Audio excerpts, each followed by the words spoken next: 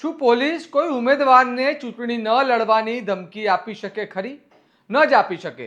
આ સવાલનો જવાબ સીધો અને સ્પષ્ટ છે, કારણ કે લોકશાહીમાં ચૂંટણી લડવાનો અધિકાર કોઈની મરજી પર નહીં પરંતુ કાયદા પર ચાલે છે। પરંતુ આ સિસ્ટમ પર પ્રશ્ન ઊભો થાય, જો સુરક્ષા આપનાર તંત્ર પર જ દબાણનો આક્ષેપ થાય તો પછી સવાલ ફક્ત એક ઘટનાનો ન રહે પરંતુ આખી ચૂંટણી પ્રક્રિયાની વિશ્વસનીયતા પર ઊભો થાય। અને હાલમાં વાવ થરાદમાં આવી જ એક ચોંકાવનારી ઘટના સામે આવી છે, જ્યાં પોલીસ પર જ ઉમેદવારોને ધમકી આપવાના ગંભીર આરોપો લાગ્યા છે। શું છે સમગ્ર મામલો? આવો વિગતે વાત કરીએ આ અહેવાલમાં। નમસ્કાર, હું છું ચિરાગ વર્ષાબેન, આપ જોઈ રહ્યા છો સ્વમાન। વાવ થરાદ જિલ્લામાં આજે સ્થાનિક સ્વરાજ્યની ચૂંટણીના ઉમેદવારી ફોર્મની ચકાસણી દરમિયાન થરાદ મામલતદાર કચેરીએ ભારે હોબાળો મચ્યો હતો। ઉમેદવારો અને વકીલોનો આક્ષેપ છે કે તેમને કચેરીમાં પ્રવેશ જ આપવામાં આવ્યો નથી અને તેમની વાત સાંભળ્યા વગર જ પરત મોકલવામાં આવ્યા છે। પરંતુ મામલો અહીં અટકતો નથી, કારણ કે આ વચ્ચે વધુ ગંભીર આક્ષેપો સામે આવ્યા છે, જેમાં કહેવામાં આવી રહ્યું છે કે પોલીસ કર્મચારીઓ દ્વારા ઉમેદવારોને ડરાવવામાં આવી રહ્યા છે અને ખાસ કરીને થરાદના પીએસઆઈ ચિરાગ ચૌધરી પર ભારોલના ઉમેદવાર સેંધાભાઈને સીધી ધમકી આપવાનો આરોપ લગાવવામાં આવ્યો છે, જેના કારણે ઉમેદવારો અને તેમના સમર્થકોમાં ભારે રોષ જોવા મળ્યો અને કચેરીની બહાર તંગદિલીનો માહોલ સર્જાયો। જુઓ આ મામલે ઉમેદવારના વકીલ શું કહી રહ્યા છે। 13/4/2026 રોજ અમે સેંધાભાઈના વકીલ તરીકે ઉમેદવાર તરીકે ભરોલ 4 જિલ્લા પંચાયતમાં ઉપસ્થિત થવા માંગતા હતા। એક તો આરઓ સાહેબે અમને જવા ના આપ્યા, અમને અડધો કલાક બહુ હેરાન કર્યા। પછી અમારા ભાઈ અરજીઓ વધારે લખાવી અને અરજીઓ લખાઈને મેં ગયા, જોકે અમારા વાંધા લીધા છે, વાંધો નહીં, પણ અમે હાલ એસડીએમ કચેરીથી બોલી રહ્યો છું થરાદમાં। તો અમે જેવા બહાર નીકળ્યા એવો એક થરાદના પીએસઆઈ ચિરાગભાઈ ચૌધરી સાહેબ, એમને હું ઓળખું છું, એમણે અમારા ઉમેદવાર સેંધાભાઈને કીધેલું કે ભાઈ તો ચૂંટણી કઈ રીતે લડે, એમ તારે ચૂંટણી શું છે એમ। જો કાયદાકીય અધિકારી જો આજના તાનાશાહી યુગમાં ઓન ડ્યુટીવાળા આવું કહેતા હોય તો આ ચૂંટણી હાલ જે જિલ્લા પંચાયત થઈ રહી છે, હું મારી રીતે એવું નહીં માનતો કે લોકશાહી પ્રતિનિધિ થયા એમ। વકીલ સાહેબ, તમને શું લાગે મારા ઉમેદવાર શક છે, મને મારા ઉમેદવાર પર પૂરેપૂરો શક છે કે સરકાર એને આવી રીતે જો પોલીસ અધિકારી એક પીએસઆઈના ગ્રેડવાળો જો કહેતો હોય તો એને હેરાન કરશે, એને ટોર્ચર કરશે અને એને બરાબરનો પરેશાન કરશે। તો ખરેખર આ માટે સરકારે ઉપરનું ઓથોરિટી કરવું જોઈએ અને મને પણ જો મારા એડવોકેટ રૂબરૂ કીધું તો મારે પણ બાર કાઉન્સિલ આ બાબતે રજૂઆત કરવી જોઈએ। ખરેખર તો મારે પોતાને જો ઉમેદવાર સંમત હોય તો હાઈકોર્ટમાં રીટ કરવી પડશે, કારણ કે આ વસ્તુઓ જો એડવોકેટની હાજરીમાં જો ઉમેદવારને કહેવામાં આવે તો ખરેખર આ કાયદાનું હનન છે।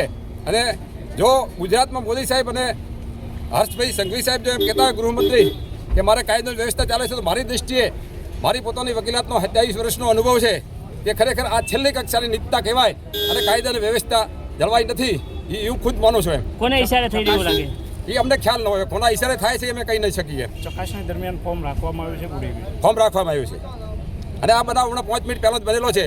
જે એમને ગેટ થયો અમે મામલતદાર કચેરીમાંથી નીકળતા હતા એ વખતે ચિરાગભાઈ સાહેબે કીધું છે એમ। ધોરડ જિલ્લા પંચાયતમાં અમે કોણ ઉમેદવાર છે?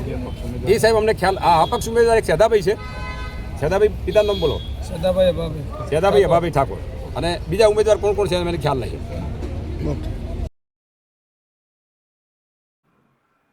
મામલો ગરમાતા જિલ્લા કોંગ્રેસ પ્રમુખ ગુલાબસિંહ રાજપૂત તાત્કાલિક સ્થળ પર પહોંચ્યા અને પોલીસ સાથે સીધી અથડામણ જેવી પરિસ્થિતિ સર્જાઈ। બંને પક્ષો વચ્ચે ગરમાગરમીના દ્રશ્યો સામે આવ્યા છે, જ્યાં સમગ્ર ઘટનાને વધુ ગંભીર બનાવે છે। ગુલાબસિંહ રાજપૂતે સીધો આરોપ લગાવ્યો કે પોલીસ ઉમેદવારોને દબાણમાં લઈ રહી છે અને તેમને ફોર્મ પરત ખેંચવા માટે ધમકી આપી રહી છે। તેમનું કહેવું છે કે જે લોકો પોતાના બળ પર ચૂંટણી લડી શકતા નથી તેઓ હવે પોલીસનો ઉપયોગ કરીને વિરોધીઓને મેદાનમાંથી બહાર કરવા માંગે છે। સાથે જ તેમણે આક્ષેપ કર્યો કે ઉમેદવારો, વકીલો અને રાજકીય આગેવાનોને કચેરીમાં પ્રવેશ ન આપવો એ લોકશાહીના મૂળ સિદ્ધાંત સામેનો સીધો પ્રહાર છે। જુઓ આ મામલે ગુલાબસિંહ રાજપૂત શું કહી રહ્યા છે। જિલ્લા પંચાયત, તાલુકા પંચાયત, નગરપાલિકાની ચૂંટણીની સ્કૂટની ચાલે છે, એની અંદર કોંગ્રેસ પાર્ટી દ્વારા ભાજપના ઉમેદવારો દ્વારા કોંગ્રેસના ઉમેદવારનું ફોર્મ પહેલાં ભરાયું, પછી ભાજપના ઉમેદવારનું ફોર્મ ભરાયું છે. એના જે રજૂઆત હતી અને બીજા જે નાના મોટા ફોર્મના સ્કૂટીનીના પ્રશ્ન હતા એને આપણે રજૂઆત કરવા હતા.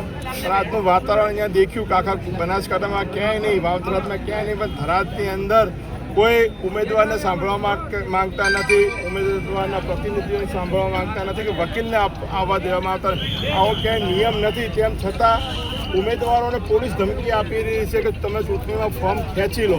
એટલે આવી તાનાશાહી ચૂંટણી પોતાના દમ પર તો જીતી શકતા નથી, પણ પોલીસના દમ પર ઉમેદવાર ડરાવવાની જે ધંધા થઈ રહ્યા છે એના આવનારા સમયમાં જ્યાં પણ લડવું પડશે ત્યાં અમે લડશું. એટલે વસ્તુ એ છે કે ઉમેદવારના પ્રતિનિધિને કોઈ પાર્ટીના પ્રમુખને કે વકીલને અંદર જવા દેવા નથી. કેમ, શા માટે તમે આટલો ડરો છો, છુપાવો છો? એના લીધે ઘર્ષણ થયું. સર, ભોરલ સીટ ઉપર કોંગ્રેસે દેખો, કોંગ્રેસ પાર્ટીના એ આગેવાન હતા, કોંગ્રેસ પાર્ટીના ઉપપ્રમુખ હતા અને એમને કોંગ્રેસ પાર્ટીમાંથી 2 વાગ્યા અને પહેલાં એમને 2 વાગ્યાની આજુબાજુ ફોર્મ ભર્યું છે અને કોંગ્રેસ પાર્ટીએ એમને 2:21 મેન્ડેટ આપેલો છે.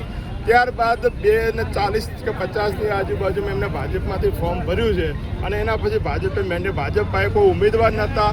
આટલા બધા જો જેને એમ કહે છે કે અમે વિકાસની ગંગા વહેવાઈ દીધી, અમે આટલા મોટા અહીંયા બધા આગેવાનો છીએ, તો એક એમને ભાજપનો ઉમેદવાર ના મળ્યો કે કોંગ્રેસના ઉમેદવારને જેને લડાવવા પડે છે. આજે અહીંયા હોય, કાંકરેજમાં હોય, કોંગ્રેસના મજબૂત ભાજપ પાસે કોઈ નેતાગીરી નથી.